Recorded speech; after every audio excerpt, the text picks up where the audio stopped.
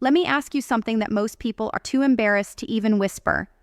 Is it still normal, or even healthy, for men over 50 to masturbate? If you think the answer is a simple yes or no, think again. In this video, we're going far deeper. We're looking at real science, real data, and uncovering truths that even many doctors don't talk about openly. From how sexual desire evolves with age, to what most men secretly experience but never share, to how your heart and hormones are affected by decades of change. This is the information every man needs, but almost no one delivers. Because here's the truth. Aging doesn't make your sexuality disappear. It just changes how it shows up. And understanding that shift could be the key to maintaining your confidence, your health, and yes, even your pleasure for years to come.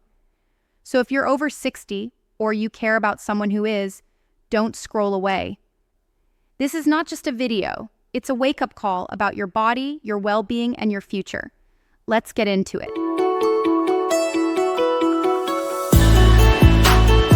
Let's talk honestly.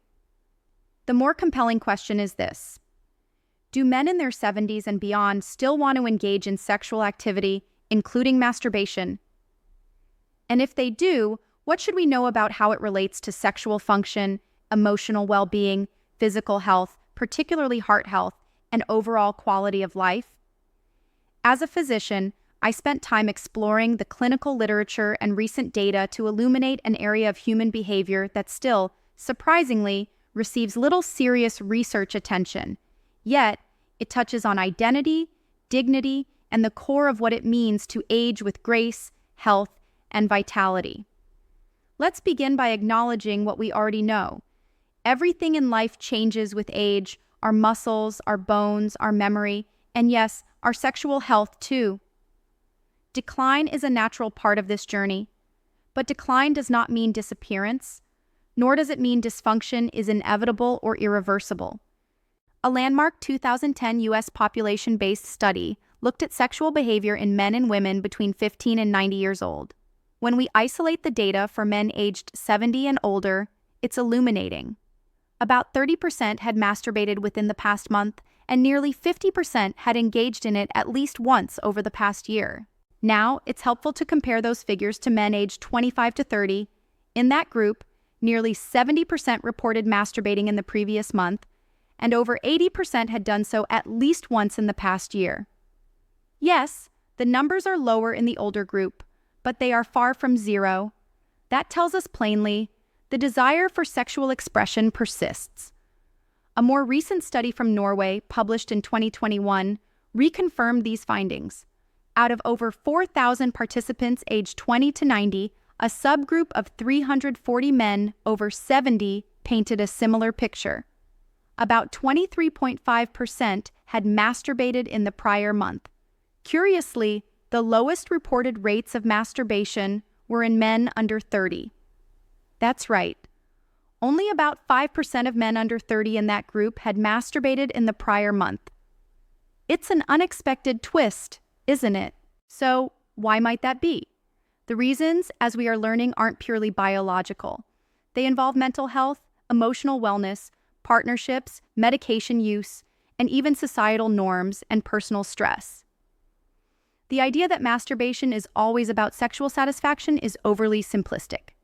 Scientific studies now indicate clearly that the motivations behind masturbation are diverse. In older men, many report turning to it for reasons such as relaxation, reducing anxiety, improving sleep, or simply maintaining a sense of private intimacy. That matters. It means the act is about far more than reproductive biology or libido. It's about emotional self-care. When we look at data concerning sexual desire, the picture becomes even more nuanced.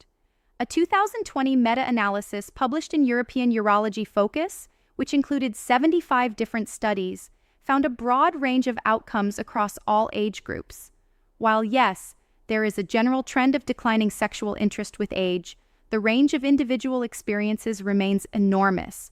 Between 16% and 80% of men over 70 still reported some level of sexual interest. Now, let's talk about something that often occupies center stage in sexual health: erectile function. Understandably, many worry that without erections, sexual activity loses its meaning, but anatomy tells a different story. The same 2020 analysis found that between 8% and 94% of men over 70 reported erectile difficulties. That's a big range, suggesting variation in overall health, medication use, and lifestyle factors. And this is critical, orgasmic function does not rely entirely on having an erection. Yes, that's right. Orgasm is a separate physiological process. For many men, even those without consistent erections, it remains very much an achievable and fulfilling experience. This could be through masturbation, fantasy, or partner-based touch. Not everything has to follow the script we've come to expect in younger years. Even more fascinating is that, psychologically, older men seem to be less distressed by erectile dysfunction than younger men. In younger males, ED often feels like a crisis. Among men over 70, only about 6.7% to 48% reported being emotionally bothered by the condition. That contrasts with those in their 60s, among whom about 70% reported distress. And after age 80, the emotional burden drops even further, to around 38%. These men appear to have adapted to changes in their body and sexuality with wisdom and acceptance. Now here's something I tell many of my patients after age 65. When it comes to sexual function, use it or lose it. This principle absolutely applies to maintaining blood flow, nerve sensitivity, and muscular tone in the pelvic area. Sexual inactivity can lead to diminished responsiveness over time. And yes, that includes masturbation as an effective way to maintain those neurological and physical pathways. I've worked with older adults who, after years of inactivity, found new partners through dating apps or social circles. And when suddenly inspired to rekindle intimacy, they realized not all systems were go. Restarting sexual function after a long hiatus is not always easy. In some cases, structural and vascular changes to the penis, things like fibrosis or plaque buildup, become irreversible. That's why keeping the system engaged, even minimally, has real biological value. And what about the heart?